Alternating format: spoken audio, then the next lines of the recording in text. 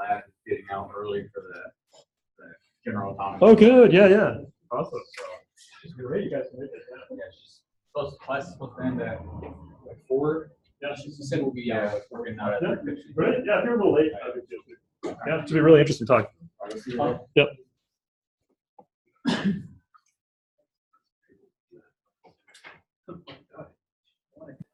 I might have to split up in like. How do you do the last problem on assignment 6? Yeah. Oops, wrong class. I think that is also the wrong class. Still the wrong class.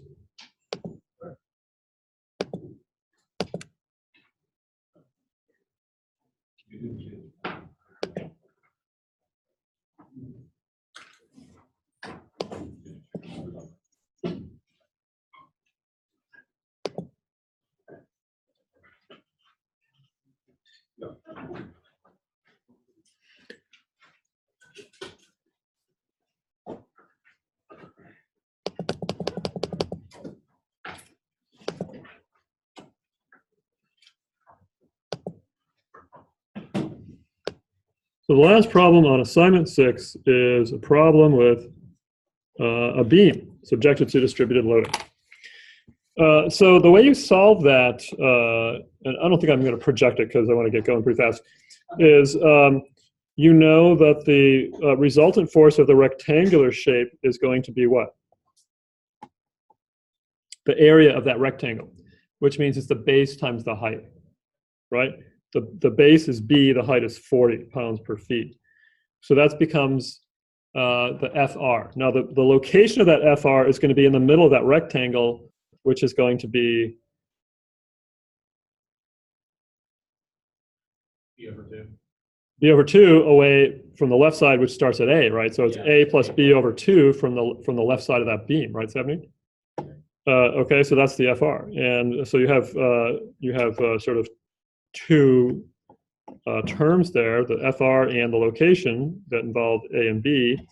And on the right side, you have a triangular load, which you can also find the FR and its location, right? So you have to locate A and B and define A and B so that the force on the top is the same as the force on the bottom.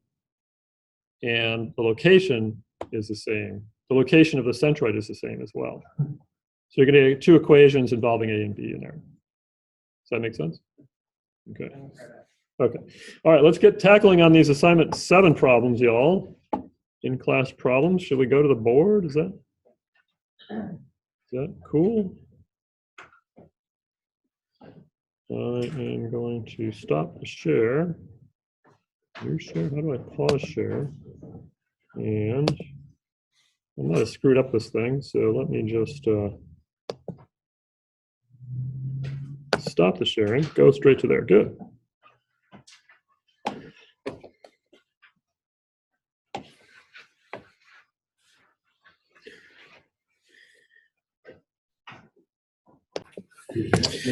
Yeah, so here we are doing in-class problems for assignment 7.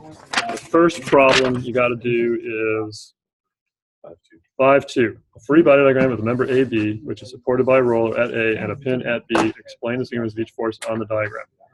And your question was?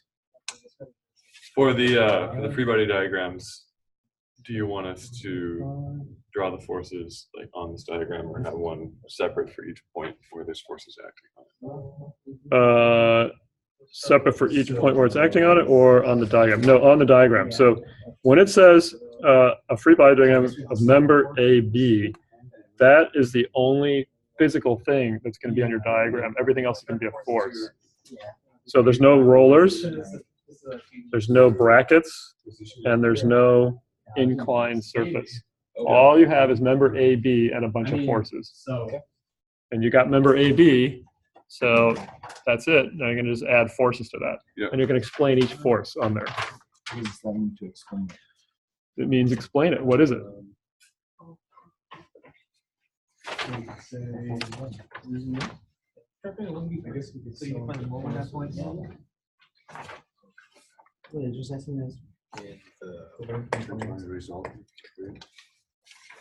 You know what? Actually, I want everyone to do the first problem.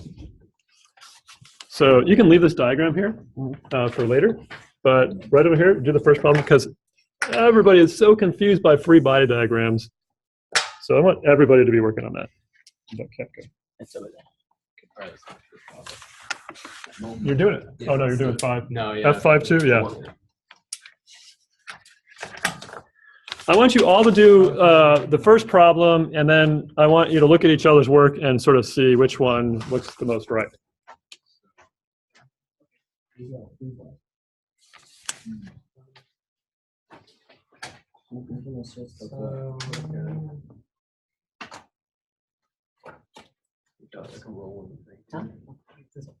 Yeah, okay.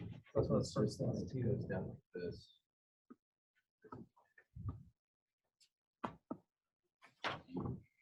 This should be really interesting. I'm going to let you guys work, and when you're all got it.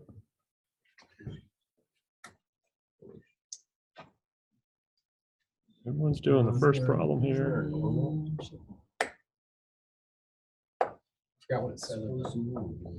Yeah, so I guess it doesn't. So yeah.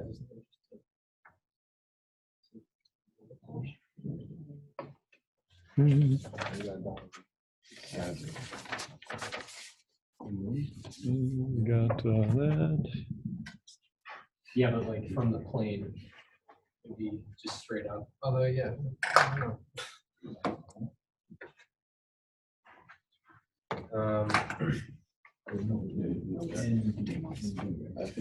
Moment. Oh wait, this is a.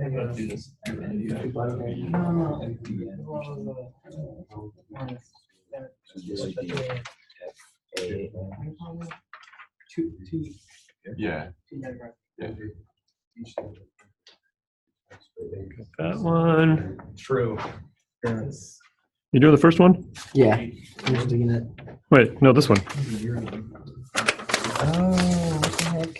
That one. We're doing that one. Thought you said No way. You said first one was First one is the one on the. We're doing in-class problems. Yeah. Yeah. Thank you. It was 5-1. Like, what are you guys doing? Yeah, the first one on the in-class exercise. This is the ones we always do on our first problem session. Gotcha.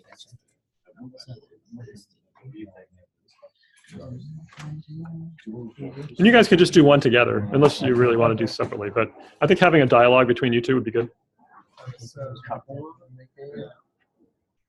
Maybe. And you're going to identify each force on the diagram as well. Yeah, I don't know. Trying to. Isn't there a weight force too? Like a center of mass force somewhere? If they don't tell you, If they don't tell you, what the then- weight of it is, then it's considered to be insignificant compared to, say, the forces acting on it. Okay. So, like, you got a 400-pound force there. This thing might weigh, I don't know what if it's a beam of 8 feet long. It might be at most maybe 20 pounds or something. Okay. 30 pounds. So it's pretty insignificant compared to the actual loads acting on it. So I think you just ignore that. But so for like roller forces, like this is a roller at the end. Uh-huh. So does that just mean that it's only applying like a upward force or something like that? Because it's I don't know, because like it's moving, so it's not stationary. Well, It could it's move. not moving, but it is a roller. And what the roller means is it can't keep it from moving up and down that incline, right? Like if somebody disconnected this pin here, you could roll it up and down there real easily, right? Yeah. So that's not going to stop it from doing that, right? What it's going to stop it from doing is what? Going into the cement. Yeah. And so what you have is a normal force. Okay. And that is at 60 degrees to the horizontal, which is right because 30 degrees there. Yeah, that's good. Yeah. Mhm. So then, so it'd be normal to the plane here. Yeah. Okay. Sorry. I don't know what to do with the moment. Okay. In the middle. Well, that's just that's an external load. Okay. So I mean, you don't have to explain it. It's just given to you in the problem. Yeah, Right? we This is can a just given, mark it a given, like that, a right? given couple moment, a given external load. So that's the explanation.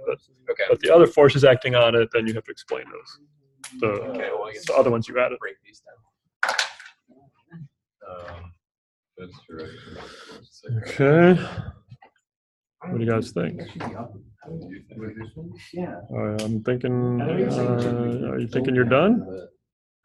By the way, you Yeah, said but that, like I'm from thinking the, but from. I'm thinking you may have some confusion, but It's going like. if you want to, if you're done, we can kind of talk about it. I don't know, Or it's applying. actually, why don't you leave it and then start working? Because I'd kind of like to have all of us look at all three at the same time. So maybe do it the second problem on the list, and we'll come back and look at these. Just give yourself some space here. No. Actually, I would like you though to write a little explanation for what each force is. Yeah, like English. Yeah, it's a couple words for each one. You know, is it an external load? Is it a support? Something? Whatever. Yeah. For everything? Yeah. Every force on there. Yeah. So on the roller.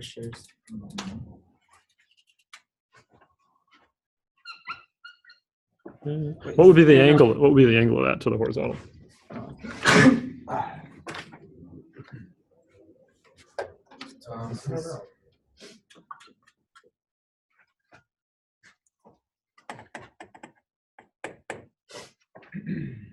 Oh, pins that B.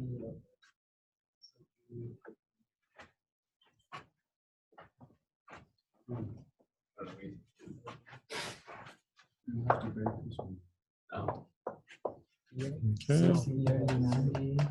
I just wonder about like this though. Because this is a pin, but it's only Yeah, this is a.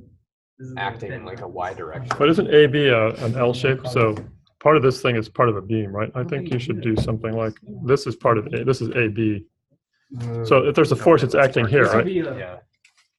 Just like some. Oh, so So there's no force going up acting here. There might be something acting down here at the place where it's attached, right? like a downward force, or like just a Actually, I don't know. just ignore what I just said. I want to have a discussion of everyone's ideas before we do any Okay. updating. Okay. Actually, I think you guys almost done. Yeah. Can you write a couple explanations on these forces on there and explain the forces you added? You can forget the ones that are applied, just the forces besides these two. Okay. Or like the 800 or 300. Yeah, ignore the 800 and 390 because those are external, but explain the other forces you added on there, and then just spend another minute, and then we're going to go over these. So, But So what explanation? from what? What is this coming from? Is that beam? Oh, roller. it's just a frame. Got one more minute.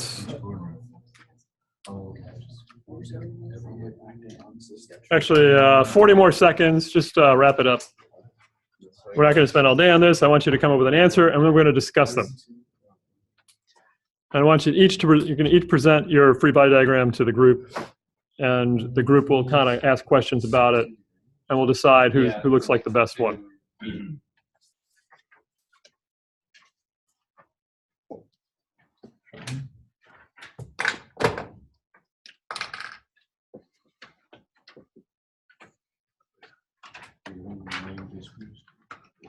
Yeah, I just wrote it.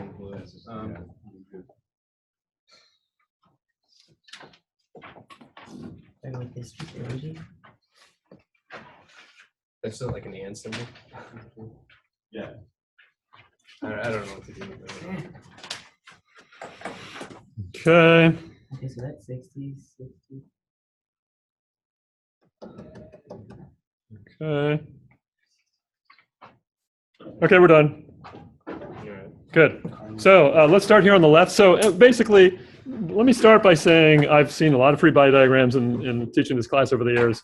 And this is where so many people go wrong, because if you can't do a good free body diagram, you can't actually find the answer, right? It's the first thing you got to do, and it's the least well-defined in most people's minds. But it is a very well-defined thing that you're supposed to do. And when you write a free body diagram, when you draw a free body diagram, when it says, I mean, the question is, a free body diagram of the beam AB. That is the only physical thing your diagram should have on it. So throw this thing away. So your beam is going to be, maybe this one too. Yep. Give me another marker. So it's just this beam is all you should see that's physical. Everything else is going to be forces acting on it. So this is actually okay. Dash line is okay. Dash line is okay. Brackets, not terribly necessary. The roller don't need to see. Yeah, so that's good. Got that right. Everything else is the forces, though. And at this point, I'd like everyone to kind of present their. You can see that they're all different. We have this one here. We have that one there. And we have this one there. And it seems like the area of most confusion is B. What's going on at B. But there is also some differences when people are thinking of as happening at A as well.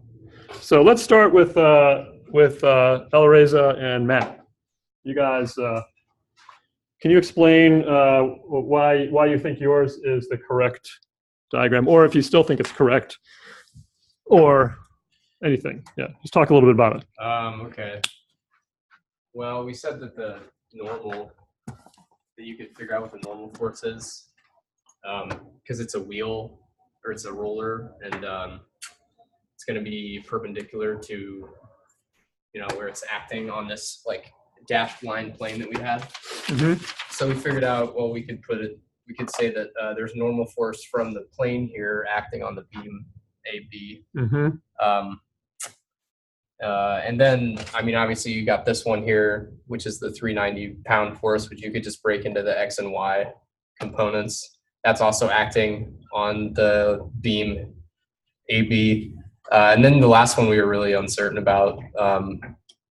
But I was thinking that it would just be like a force from the pin acting on this part of the beam. But I don't really know. Like, well, and you have FB written here twice. Is this just supposed to be, say, B? Oh, yeah. And this is the point where FB is acting? Yeah, then, right. So I actually had it like this initially, but then we changed this down. But now I'm thinking it'd just be up, but I really don't know. All right. Okay. So that's what I did. That's what we did. Stephanie? And Jose, what do you guys? So I mainly focus on the pin at point B. And from the lecture, I saw that if you have point B, X be that way, like X and Y. Then I realized that to me, this was like a 2D, like two force member. And if it's a two force member, that means the forces are equal. So that's what I focus on more. Number right here. Okay. And for mine, I focus on the roller. So then I figured out that there's like a force going down at 30 degrees from the horizontal. So then I figured that there had to be another force opposing this force, which had to be 6 degrees up from the horizontal. Good. And you added a WG, although they didn't give you the weight, but that is a good thought. But yeah, if they don't give you the weight, then there's really, you just can ignore the weight of these things. Most of these structures are considered much lighter than the loads they're supporting. As you recall, if you took the intro to engineering class, you could support like an 80-pound load with a 12-ounce bridge, or 12-ounce tower. So yeah, good. Okay, and last? I think that one's right with the brag the moment, or what the for which one? Force member on B. Two force member at B. Okay. But our force was straight down to like the gravitational force on A, and the normal away from The surface. Okay. surface. Okay. We decided to put the FC down here. That's okay. Either way is fine. Yeah. And then we have. And why do you have an FBN and an FB, one going up and one going down? Because there's the normal force. The normal on the surface. Okay. Okay. Pin. Good. Okay, you've all seen everybody's. Which one do you think is most accurate? The middle one. The middle one. Is there anything you would add or remove from the middle one? Do you all think it's do you think it's the middle one? What do you guys think? Did you say that we don't need to put like angles on the free body diagram, or is that okay? No, you do need to put angles You on need the to put body. angles. Yeah, I yeah. thought you said only the structure and the forces. What I said was the only physical thing on the diagram is going to be the beam AB. Everything else is going to be forces. Okay. But you want to set this up to do the next thing you're going to do is the equations of equilibrium. So you want to see the angles. So you want to see the angles on them. Yeah. Okay. Yeah, I'd say the middle one. All right. Would anybody want to change the middle one at all? You did say that we don't need to include the outside forces, so I would just. No, I just didn't need an explanation of them. Oh. But you need to add them on the free body diagram. Oh, okay. No. Well, you guys, every time I say something, someone's going to misinterpret what I say. And that's typical. That's why it's really helpful for me to see this, right? So everyone kind of wants to go with this one as the most accurate, right? There's still a mistake on there, though. Can anyone see what it is? The force on A should be straight. Yeah, this is supposed to be. No, that would still be an error. Anyone want to figure out what the error could be at A? Nope. There's no force. Is there a force? There is a force at A. That's parallel to the plane. No. So this F4, someone got a red marker? So this F4 would go away. This, or FA, what does this say, FA? Yeah, that doesn't belong there. Okay, why? Because it's a roller, right? And when you look at what's happening is here, you got like a roller there, right? And it's hitting, this is not, you wouldn't put this on the free body diagram, but this is the original drawing they gave us, right? That roller on there means like if you disconnect the pin here and just want to roll this thing up and down the incline, it's going to be fine, no problem. Nothing's going to stop it from rolling up and down the incline, right? So there isn't really a force there that's preventing it from moving up and down that incline. The only thing that is preventing is going into the cement pad. And this is a smooth surface, basically. So you have a roller on a smooth surface. The only thing that you get from a reaction standpoint is a normal force to that surface. It's perpendicular to the surface, right? Okay. So this is correct. So they did this point at A here. To me, that looks correct. 60 degrees. They're labeling the angle because that's another thing. The angle that they gave you is this angle right here. And a lot of people have a difficulty of knowing what is the angle that's normal to an angle of 30 degrees, right? It's 60 degrees from the horizontal there. You have to kind of be comfortable with the geometry of that stuff to do that. The angle is really important. This one has the angle, that's good. But this FA doesn't belong there. You got the 800 pound, this is an external load. This is an external load, 390 pounds is an external load. And then what's going on here at B? Well, Savneet properly identified the reactions of a pin are going to prevent movement in both the horizontal and the vertical directions, right? So it's a BX and a BY there, and they could be different. They don't have to be the same or anything. They're completely unconstrained. A pin is going to lock that thing into position right there. It cannot move up, down, left, or right, right? As opposed to a roller, which is like, well, you can't go that way. You could go up. It's not going to prevent that. But assuming the loads are, and of course, you've got something there that's trying to twist it into that cement thing further. So it's pushing back with a normal force. That's the only thing it can actually do.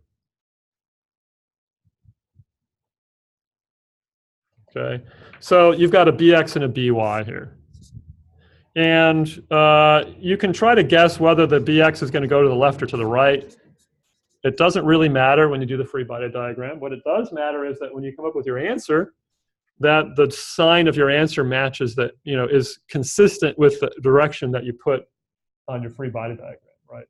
I mean, if physically the pin has to be pushing the member this way, which it kind of does, I think, right? Because when you look at what's going on, well, maybe not, because you got a load here going this way.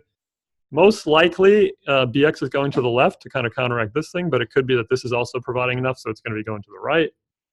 La, la, la, right? It's just complicated. You got to figure out what that is, but you're going to use this reference direction when you write your equations of equilibrium. So when you do the sum of the fx's,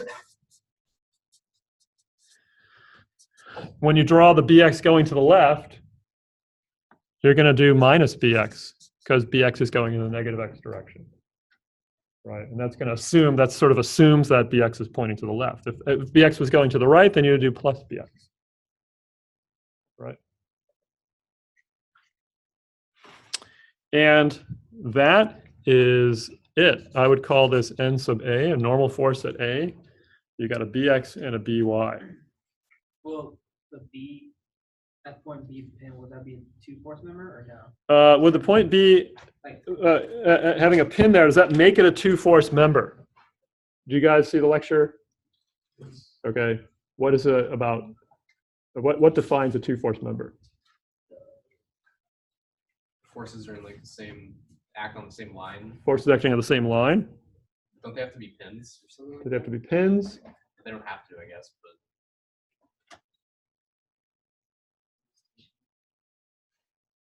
Yeah, a 2-force member is something where forces are only acting at 2 points on that structure.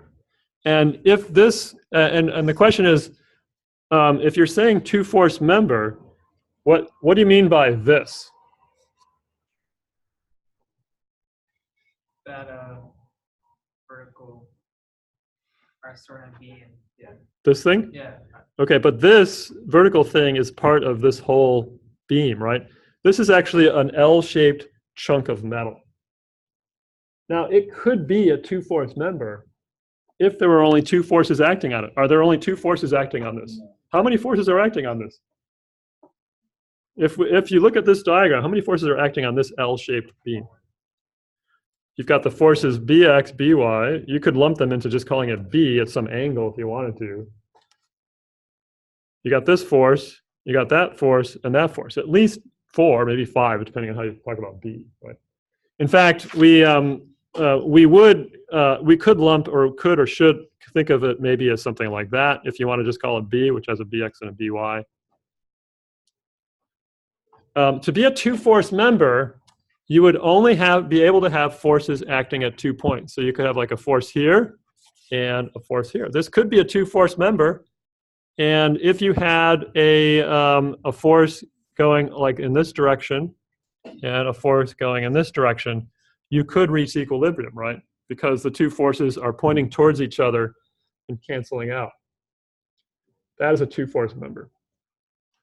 Typically, you're going to get 2-force members as like links that are connecting different structures together.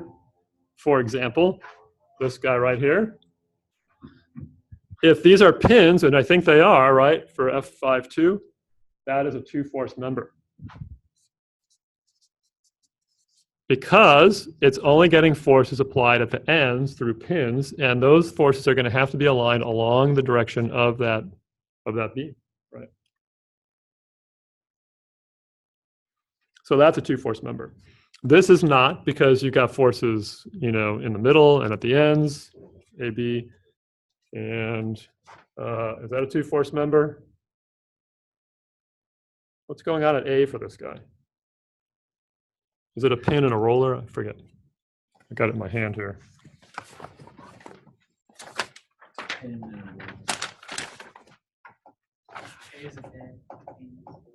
Yeah, so you got forces at A, B, and in the middle, so that's not a 2-force member either, right? Yeah, so this goes away. That is what a 2-force member looks like, but this is not one of them.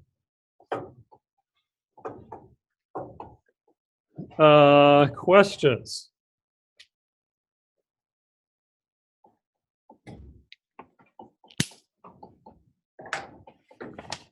I want you to take these seriously. You're going to do 2 more on the homework. And I want you to give those your best shot, because those are the free body diagram is the thinking tool where you actually kind of work out the problem solution. Now, I wanted to mention that I don't know if you saw this in the lecture, but on this, I'm going to show you guys right here. You want to come over here, take a look. Do you know the, you know where you find the lecture slides and everything on Canvas? For this week in particular, oops, this is last week's. Go to the next week.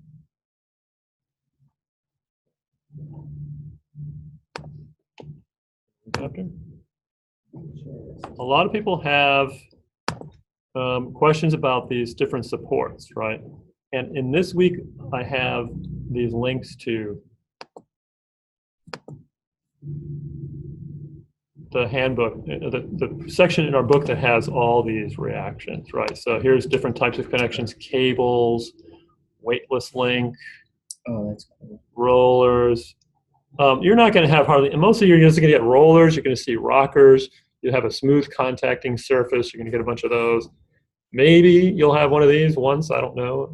But you can kind of just tell just from looking at the problem, what's the constraint on this thing, right? It can go that way, but it can't go that way or that way, right? See the 70? Yeah, so there's these things you can study, both of them. There's 2 of them. There's also this one. And then later there's going to be one in 3D. I don't know if you want to print this out. It might be better to get ready for the next test, although it won't be on test 2. It will be on test 3. Is you can just sort of sketch out the more common ones. Smooth pin. This is typical of a pin. This is a collar. A fixed support. We're going to see a lot of those. A lot of people forget. I want you to remember this. Think about this. This is a fixed support. I want you to focus on this because at one point I have a quiz question on this and everybody gets it wrong. A fixed support is like a pole buried in cement. Okay? What does the stop sign? In addition to like a stop sign, yep, just buried in the concrete. In addition to the FX and FYs, it can also give a moment, right? Because it's gonna, if you're gonna try to bend that thing, it's not gonna want you to bend it, right? It's gonna hold that thing sticking out of that wall. And if you try to bend it, it's gonna counter that with a counter moment, right? And that's another reaction for us. So fixed support has an FX and an FY, like a pin does. But right, if it was a pin would not be able to stop a rotation, right? A pin would just go, if you want to fall, you fall. It's like a little hinge or something, right? But a fixed support is going to stop that, and it's going to have a moment reaction as well. So when you get to that quiz problem, remember that. Why is the moment going that way? Why is the moment going that way? It's just, that's sort of what we're considering in the direction for a positive moment. It's arbitrary. Okay. But if something was hanging on the end of it, isn't that the way it would actually need to go? Yeah. Because if you put a weight on there, or its own weight is going to make it want to go that way. It's going to want to make a clockwise rotation, right? And the reaction is going to keep that from happening by giving you a counterclockwise force. Yeah, counterclockwise moment torque. Okay, and actually, this is a good time. We can actually look at bridge supports. There's a nice truss bridge out there over our ravine. Kind of look at the supports there. That's really fun. We'll do that probably when we get to structures, the trusses and stuff. Okay, I hope that, does that make a little more sense? I wanted people to kind of go down their path and feel what that's like, and hopefully the corrections will stick. Does that seem like that will? Because I can't emphasize how important this is. And I do have some quiz questions on free body diagrams too. I think I might be able to look up. I need to get more stuff like that because you need more drills to kind of really process these things and think through them. And hopefully you're going to get some of those too. Okay, so we have 7 minutes. You want to try tackling another problem in 7 minutes? Quickly? Or is there time?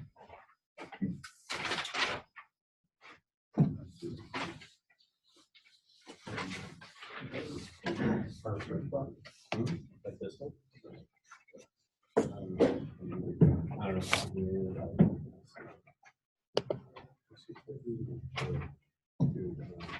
Question here about the Yeah, so when you have this F52, yeah. two force moment, like, two force member. or, yeah, remember, how do you incorporate that into a free body diagram? Yeah, good question. When you have a 2-force member, how do you incorporate it into a free body diagram? You rightly kind of started with the whole structure, and now you're doing the diagram of just BD or something, right? Or AB, is that what it is? Yeah, AB, right. And, the fact that it's a 2-force member is giving you a little more information. It's telling you the direction of that force. Because if it's a 2-force member, the force has to be in what direction?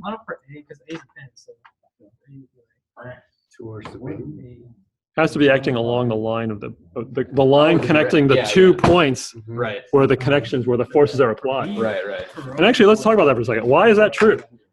When you have a 2-force member, that the forces have to be acting along the line of action between the connection points. And by the way, whether it's a straight line or like this, the forces have to be acting towards the points of the opposing contact, right? They have to be acting this way.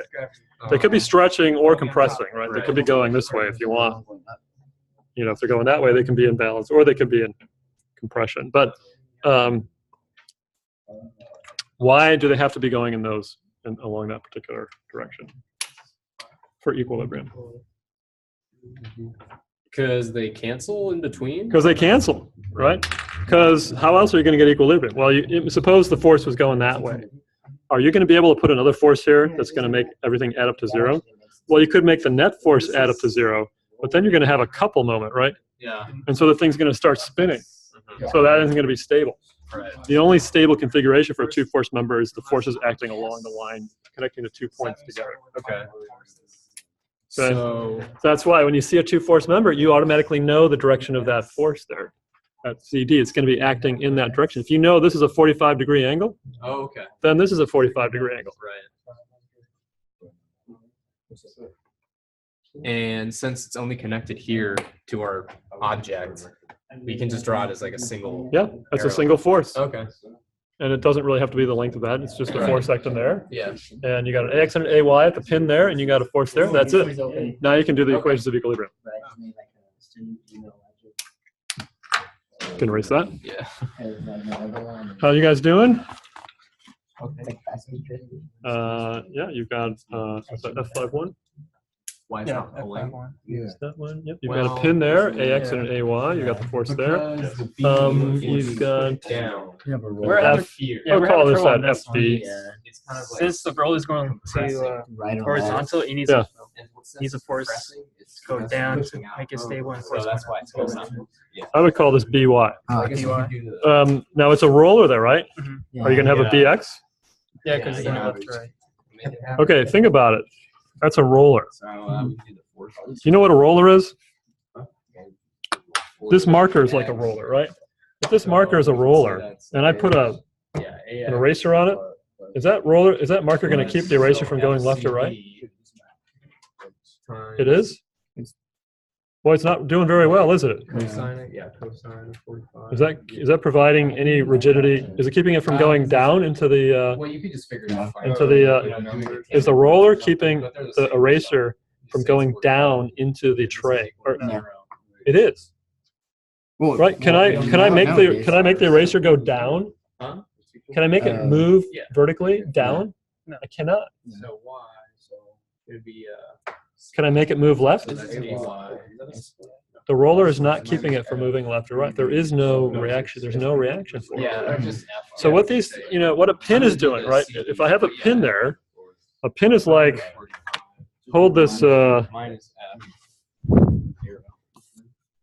Well, so we can't really do anything with that. So can you hold this at both ends with two hands? we have to do a moment. That's a pin. And if I'm a beam, right? About And the pin is going through the beam, right? Can I we should do move it about- that up about and this down, point. left or right? Because if we do it No. about A, So those are reaction okay. forces that pin is giving onto the beam. It's anchoring it. Yeah, I don't know. The pin anchors the beam, But we- in we both need the moment horizontal because and vertical we need to direction. figure out something so it has to provide an AX and AY because we don't have to keep it that. from moving. Because right now we've got like two A unknowns. roller Two unknowns. cannot keep it from moving left or right. Because of So I the don't pin. know. So there is no BX. Yeah. No, not because of the pin, because it's a roller. Because how he said that it can go left Look, or right. if I wanted, an early way people used to move things was to put rollers under them. They could slide, they could roll them along these things. It doesn't prevent any, there's no resistance to motion that way, right? Right. So there's no reaction to it. A reaction is what keeps it from moving, right? So in other words, if I push on it, Put it anywhere, I guess. it's not pushing back. Because if you put it at A, then this isn't going to do anything. Whereas going back to the And pin, then all we're going to have is if I put, and this pin, if he's anchored to the cement or something, and I push on that pin, it's pushing back at me, right? Because Yeah. how else is it going to keep me from moving? yeah, we know that just I'm putting a force on him trying to push that way, and he's pushing back. He's reacting. And the sum of the two forces adds up to 0, which is why the marker's not moving, why the beam isn't moving right there, right? Right. Those are the reaction That's forces. why there's no. So there is no horizontal force at B, just a vertical Yeah, that's force. why we're Would there should do it there. even- 'Cause we don't have to deal with them. You don't have to worry about G unless they tell you what the weight of that thing And is. that's I just understood. So that's it. Now you can do the equations of This equilibrium. would be You guys are doing the diagram for that one? Yeah. Yeah. Good, you got an AX and an AY. And focus. And you got a B. I would call, instead of FBN, a more direct thing would just be to call it, I would call it BY. Well, it's a roller on a, do they call it NB on the diagram? Well, that's what the answer says. Well, that's true. There's an NB. DY is fine. There's an NB because it's a roller on there. Yeah, NB is fine too. NB. Yeah, no, it's arbitrary. Choose something that makes sense to you. AX, AY, 5 kilonewtons, 10 kilonewtons, NB. Good. So you can do the sum of the FXs, sum of the FYs now, and you can solve for those guys. There's only 3 unknowns, right? Yeah. Yeah. And that is, well, only 3 is, because if there were 4 unknowns, you can't solve it. When you're doing a 2D equilibrium problem, you can only have 3 unknowns. Because you can only write some of FXs, some of FYs, and some of the moments. If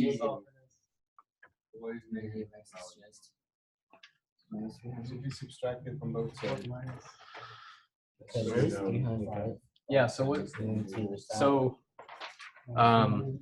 when we solve for FCD and we can plug it back in here to get our AX, we have to. Well, we're assuming Let's see, it's let's see. positive. Yeah. Right, it's negative 8, right? Is that what you said? Yeah, it is. But if our, like in our coordinate system, if we set it up so that like positive Y is up, positive X is like that. Yeah. Oh, so you said it doesn't matter what direction our arrows are, right? As long as you put the right, so like if your arrow's going to the right, then when you do some of the FXs, you got to have plus AX. Right. Which you do. And the fact that it says AX equals minus 8 means that AX is pulling it, right? And it makes sense because for this thing to stop falling, you got to have a force pushing up right there. Well, and the horizontal point force of that component is pulling it out. And so the reaction today is going to have to be pulling it back. Okay. Keep it from leaping. So it doesn't matter that we're not demonstrating that in our free body diagram after? No, does the answer have a negative or a positive? Yeah, it just says negative 8, so assuming that it's a plus. You know. Okay. Yeah. Okay, let's keep it at that. Mm-hmm. But we wouldn't Okay, so change then it. this I is forgot, going like, up, what did you that's say in the positive lecture A, and about this is going down. why we don't change So then the this direction is of the negative. arrow if we get a negative And this value is also going that down. conflicts with like That where our would be coordinate negative. system's at? And up is positive. That's what we're doing. Well, what I was pointing out, I think, is that that This is 100. the number that you end up here with has to be consistent with Minus. how you label the force. So that when an engineer looks at your answer, you know, if you're doing some structural makes analysis sense on because something it's and they want to know positive. which direction that force is, You know, so okay, X is make minus sure 8 that that's kilonewtons positive.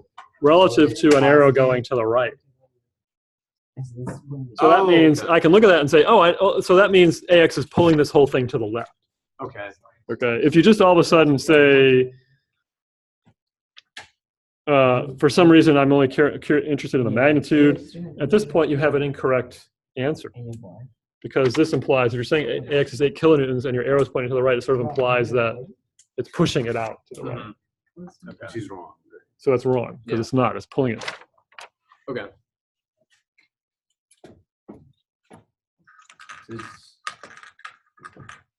So we just don't change arrows. Later on.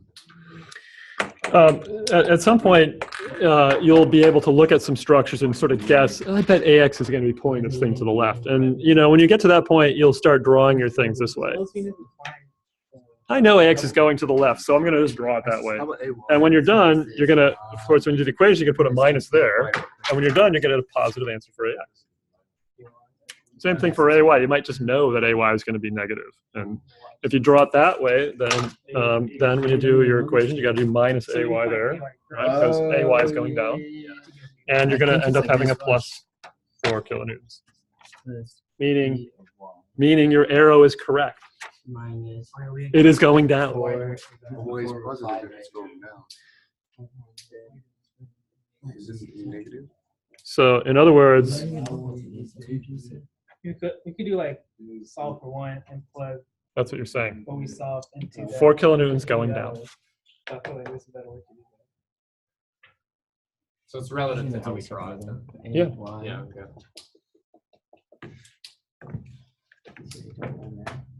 Oh, okay. So since A of Y, you said it was 1,000. But if you put it this way, we have to put negative Yes. sign over there Yeah. to tell you that it's this way. Yeah. Actually. So if you have it this way, you know, it's like saying, well, okay, your answer is going to be negative. So So that negative tell you that. So the this direction of A. it's giving you the same thing as this. Okay. So we look at those two and we say, yeah, those are both saying the same thing. If one student does it this way and the other student does it that way, I can look at it and say, yeah, they both got the right answer. Because this would equal 0, and it will make B of Y 0. Guys, I got a meeting in 3 minutes, so I'm going to have to run. But we will pick it up tomorrow.